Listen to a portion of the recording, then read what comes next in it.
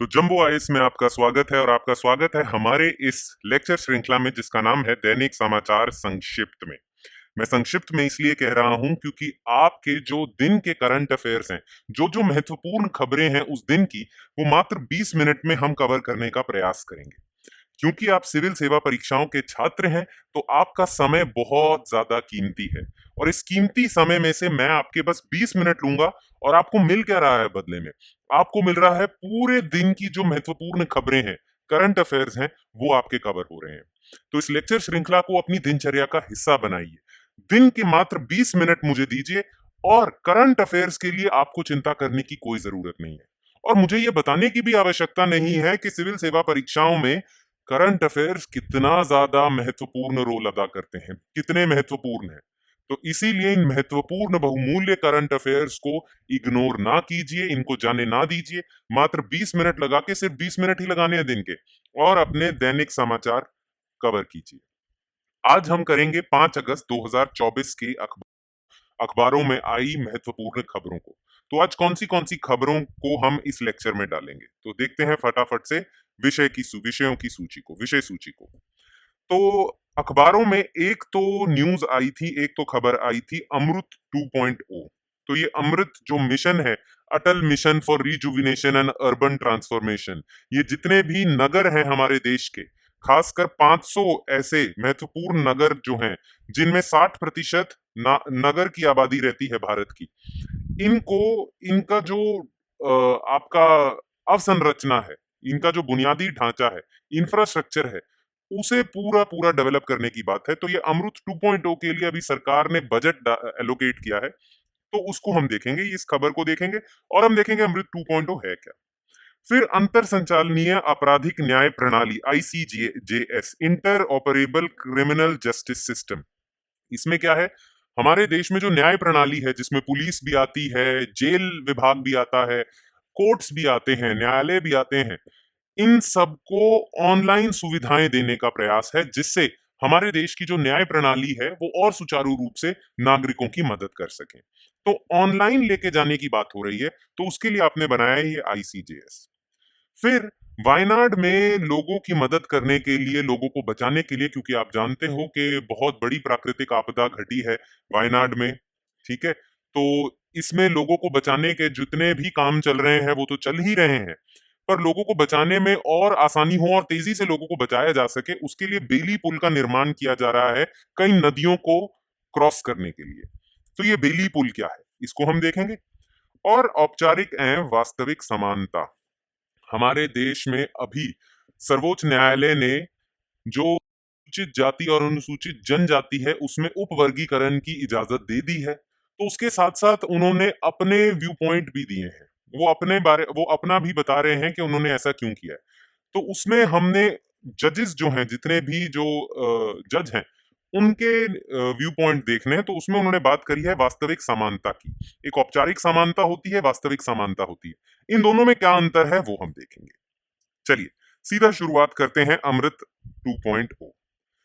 तो जो अमृत 2.0 है, अमृत की भी फुल फॉर्म है अंग्रेजी में, हिंदी में इसका बनता है कायाकल्प और शहरी परिवर्तन के लिए अटल मिशन। तो Atal mission for rejuvenation and urban transformation, इस मिशन के तहत 500 शहरों का चुनाव किया जाएगा और उनको अच्छे से डेवलप किया जाएगा ताकि लोगों का जो जीवन है वो सुविधापूर्ण तरीके से कट सके। अब ये जो अमृत 2.0 है, क्योंकि ये जो मिशन था अमृत, ये 2015 में इसकी शुरुआत हुई थी, 5 साल की अवधि पूरी हो गई थी, तो इसका जो दूसरा चरण है उसकी शुरुआत 2021 में कर दी गई थी, ठीक है। तो इसमें लगभग 5,000 करोड़ लगेंगे, 500 शहरों की कायाकल्प की जाएगी। ये 500 शहर वह वो हैं जिसमें जिनमें हमारे देश की 60% शहरी आबादी रहती है, तो ये बहुत बड़ी आबादी वाले शहर हैं। अब इसका एक ही उद्देश्य है, एक ही लक्ष्य है कि इन चुनिंदा शहरों में बुनियादी ढांचागत सुविधाएं वो मिले, सभी नागरिकों को मिले, और शहरी सुधारों को लागू करना, रिफॉर्म लेके आना, वो है। अब ये जो अमृत, इसका जो द्वितीय वर्जन है, ये 1 अक्टूबर 2021 को लॉन्च किया था। इसकी 5 साल की अवधि है, इतना इसका बजट है, इसकी अवधि 2021 से लेके 2025 तक है, ठीक है। थोड़ी और जानकारी प्राप्त कर लेते हैं अमृत मिशन के बारे में। तो देखिए, जैसा मैंने बताया, अमृत जो पहला था उसमें लगभग 500 शहर को कवर किया जा रहा था। अमृत द्वितीय अमृत में भी 500 शहरों को ही कवर किया जा रहा है। पर एक सुविधा जो अमृत एक में सोची गई थी वो ये थी कि जितने भी लोग रह रहे हैं इन 500 शहरों में, उनकी जो जल की मांग है, जो पेयजल की मांग है, वो उसकी पूर्ति हो सके, सभी नागरिकों को पेयजल की सुविधा उपलब्ध कराई जाएगी। ये पहले 500 शहरों के लिए था अमृत एक में। अमृत दो में इसे हमारे देश में जितने भी शहर हैं, कुल हमारे देश में ये इतने वैधानिक शहर हैं, इन सभी शहरों में पेयजल की व्यवस्था करवाई जाएगी। पहले 500 तक का टारगेट था, अब यहां तक हो गया है। साथ ही साथ इन 500 शहरों में आप सीवरेज की का प्रबंधन और सेप्टेज टैंकों का प्रबंधन, ताकि जो जितना भी वेस्ट कूड़ा करकट निकल रहा है उसको आप अच्छे से वो कर सकें, उसको साफ कर सकें।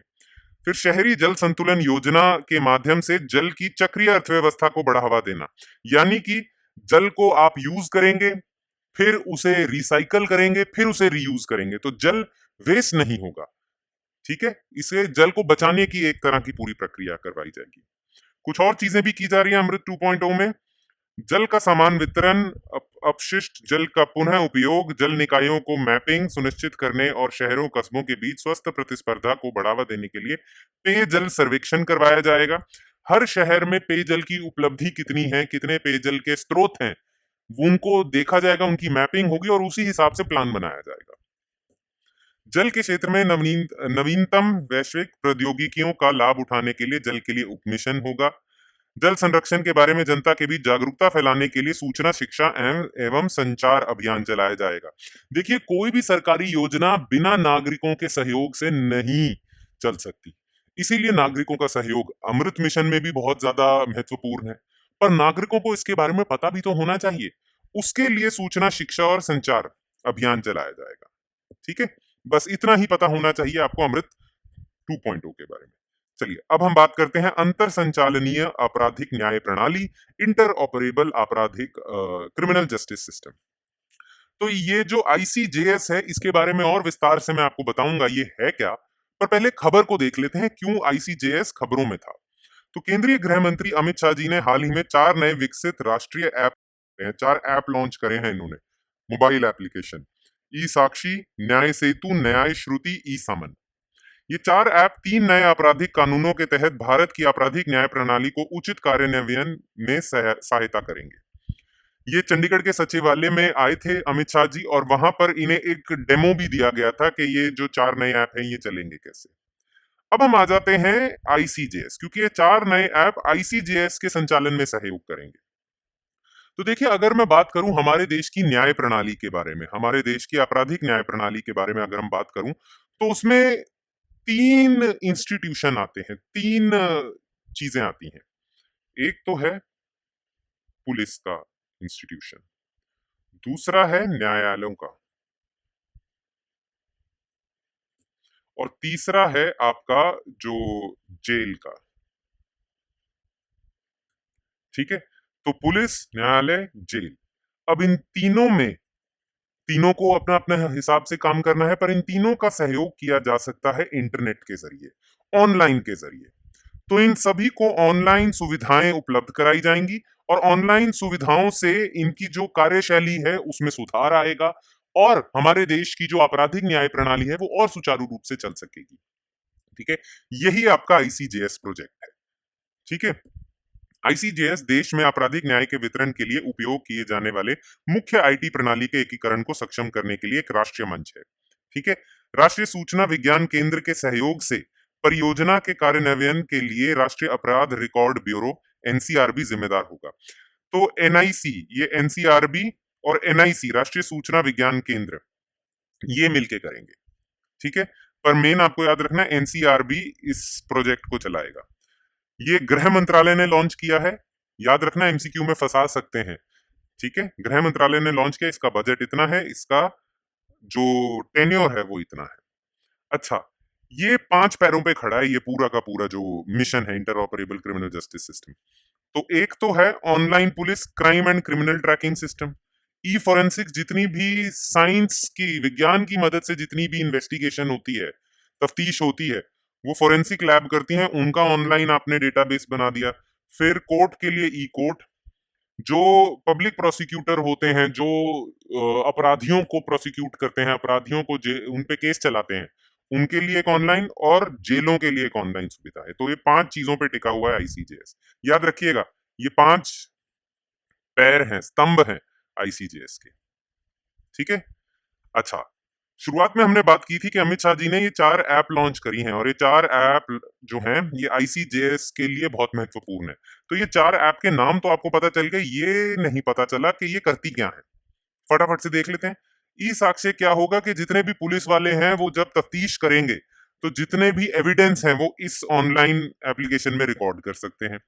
न्याय सेतु, जितनी भी कानून संबंधित जानकारी है, सलाह आपको लेनी है, कानूनी सहायता अगर आपको चाहिए किसी भी मामले में, तो वो न्याय सेतु ऐप से आप ले सकते हैं। न्याय श्रुति, किसी को गवाही देनी है तो अब उसको कोर्ट जाने की जरूरत नहीं है, वो वीडियो कॉन्फ्रेंसिंग के माध्यम से भी गवाही दे सकता है न्याय श्रुति ऐप यूज करके। और कोर्ट जब आपको बुलावा भेजती है कि आपको इस तारीख को पेश होना है, तो उसके लिए समन भेजती है कोर्ट।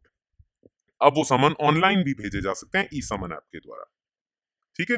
चलिए, तीसरे विषय पे हम आते हैं, वायनाड में बेली पुल। तो समस्या क्या है या खबरों में क्या था, पहले वो देखते हैं, फिर बेली पुल के बारे में बात जानेंगे। 30 जुलाई को केरल के वायनाड जिले में हुए घातक भूस्खलन में रविवार 4 अगस्त तक 219 से अधिक लोगों की मौत हो गई है, और 206 अभी भी लापता हैं। और इन लापता लोगों को ढूंढने के लिए ही भारतीय नौसेना, भारतीय सेना, जो आपकी आपदा राहत जो आपकी फोर्स है वो लगी हुई है, एनडीआरएफ सब लगे हुए हैं। अब देखिए, बीच में बहुत सारी नदियां आते हैं, बीच में बहुत सारे नाले आते हैं, उनको क्रॉस करना मुश्किल हो जाता है, इसलिए पुल का निर्माण बहुत ज्यादा जरूरी होता है। जितने भी ये हमारे सुरक्षा कर्मी हैं, ये जो बचाव के कार्य में व्यस्त हैं, इनकी सुविधा के लिए पुल निर्माण बहुत जरूरी होता है। अब पुल निर्माण में समय भी बहुत लगता है। कोई ऐसा पुल है जो जो बहुत जल्दी निर्मित हो जाता है, जिसे बहुत जल्दी आप लगा के क्रॉस करके लोगों को बचा के वापस आ सकते हो? ऐसे भी पुल हैं, और ऐसा एक पुल है बेली पुल। अब ये बेली पुल क्या है, फटाफट से देखते हैं। तो ये एक प्रकार का मॉड्यूलर पुल है। इसके जो भिन्न अंग है ना, वो पहले से ही निर्मित है। आपको बस उन्हें असेंबल करना और फटाफट से नदी के ऊपर लगा के क्रॉस कर जाना है। ठीक है। ये एक प्रकार का मॉड्यूलर पुल है जिसके पुर्जों को पूर्व निर्मित किया जाता है ताकि उन्हें न्यूनतम निर्माण कार्य की आवश्यकता हो, और आवश्यकता पड़ने पर इसे जल्दी से इकट्ठा किया जा सके। ठीक है। अब इसका आविष्कार किसने किया था? जरूर किसी उस इंसान ने किया होगा जिसके नाम में बेली आता है, तभी उनके नाम पे पड़ा है। तो ऐसा बिल्कुल सही है। अंग्रेजी सिविल इंजीनियर डोनाल्ड कोलमैन बेली ने इसका आविष्कार किया था, और ये करा था दूसरे विश्व युद्ध के दौरान, द्वितीय विश्व युद्ध के दौरान अंग्रेजी जो ब्रिटिश हुकूमत है उसके लिए। द्वितीय द्वितीय विश्व युद्ध में उपयोग किए जाने वाले बेली पुल को दुश्मन की गोलाबारी में भी कुछ घंटों में स्थानांतरित किया जा सकता है, पुनर्मित किया जा सकता है, प्रतिस्थापित करने के लिए डिजाइन किया गया था। ठीक है। बहुत जल्दी इसे आप असेंबल करके लगा सकते हो। अब क्या इसे भारत में प्रयोग इसका हुआ है? बिल्कुल हुआ है। देखिए, भारतीय सेना भी अंग्रेजों की सेना के अंडर ही ट्रेन हुई थी। तो जब अंग्रेज यहां से चले गए तो भारतीय सेना ने उस विरासत को आगे बढ़ाया। बांग्लादेश में बांग्लादेश में जब पाकिस्तान के साथ 1971 की हमारा जो युद्ध चल रहा था, उसमें हमने इन पुलों का उपयोग किया है। हमने अरुणाचल प्रदेश में चीन के खिलाफ जो हमारा बॉर्डर है, वहां पे इसे स्थापित किया हुआ है। उत्तराखंड में 2021 में बाढ़ आ गई थी, वहां पे भी बचाव के कार्यों में इस पुल का इस्तेमाल हुआ था, इस पुल का प्रयोग हुआ था। ठीक है। तो भारत तो कम से कम इसे 1971 से इसको प्रयोग में ला चुका है। चलिए, अब हम आ जाते हैं आखिरी विषय पे, जिसका नाम है औपचारिक एवं वास्तविक समानता। तो ये खबरों में क्यों थी? अनुसूचित जाति एससी और अनुसूचित जनजाति कोटा, ठीक है, के उपवर्गीकरण पे सुप्रीम कोर्ट का फैसला आया था, है ना, सर्वोच्च न्यायालय का फैसला आया था। अच्छा, याद रखना, ये जो केस है इसका औपचारिक नाम है पंजाब राज्य बनाम देविंदर सिंह। ठीक है। अब जब ये फैसला आ गया था तो हमारे देश के मुख्य न्यायाधीश भी इस फैसले में उन्होंने हिस्सा लिया था, भाग लिया था। तो उसमें इन्होंने अपने कुछ प्रतिक्रिया दी है इस फैसले के साथ साथ। उस प्रतिक्रिया में उन्होंने कहा है कि जो वास्तविक समानता है, जिसे हम मूलभूत समानता भी कह देते हैं या मूल समानता भी कह देते हैं,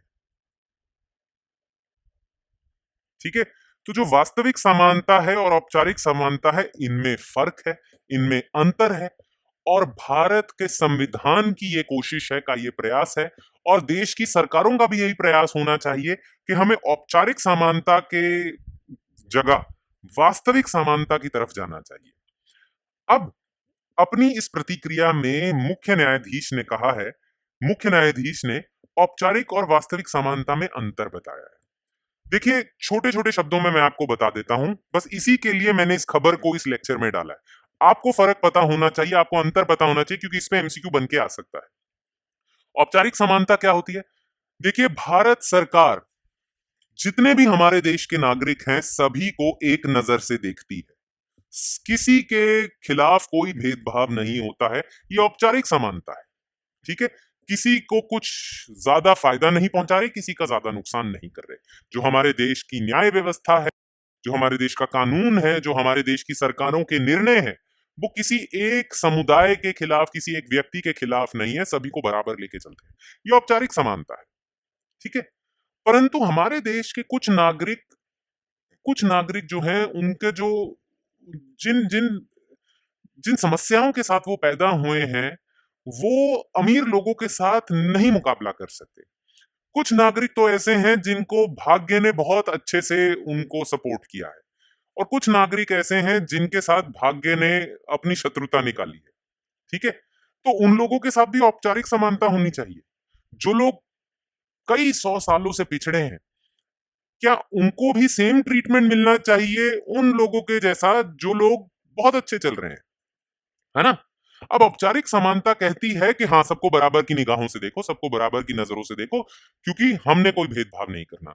पर वास्तविक समानता कहती है कि जो लोग पिछड़े हुए हैं, सरकार उनकी तरफ हाथ थोड़ा ज्यादा आगे बढ़ाएगी, और जो लोग अच्छा कर रहे हैं, जिनके जो समीकरण है, जिनका जो भाग्य ने जिनका साथ दिया है, जो अच्छे घर में पैदा हुए हैं, संपन्न, आर्थिक रूप से संपन्न घर में पैदा हुए हैं, उनकी तरफ भारत सरकार ज्यादा सुविधाएं नहीं देगी, है ना?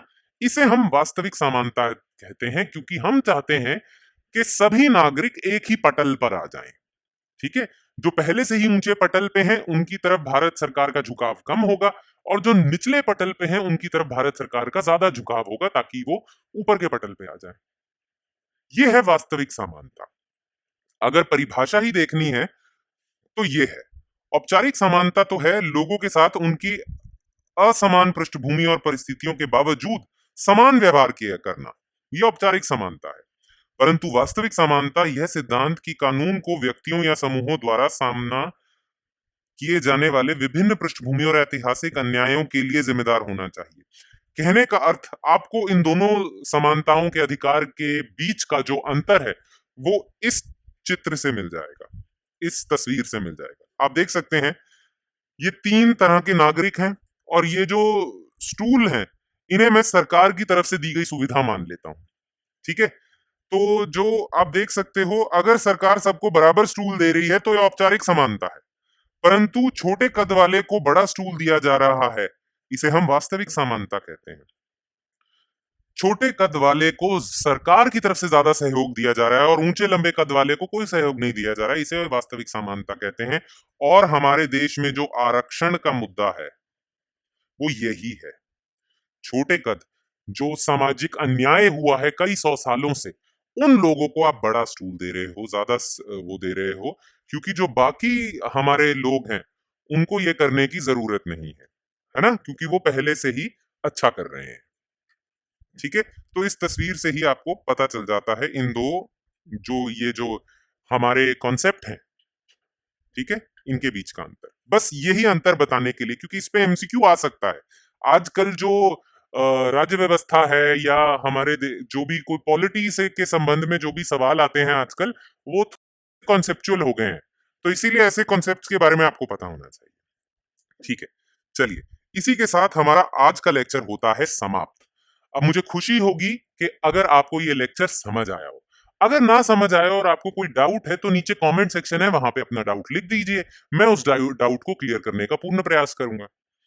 और अगर आपको समझ आ रहा है, तो एक और चीज मैं आपसे चाहूंगा, वो ये है कि इसे अपनी दिनचर्या का हिस्सा बनाएं, ठीक है। रोज इसे करें, रोज 20 मिनट दीजिए, या 20 मिनट के आसपास दीजिए, और आपको समसामयिकी से, करंट अफेयर्स से कोई भी चिंता करने की जरूरत नहीं है।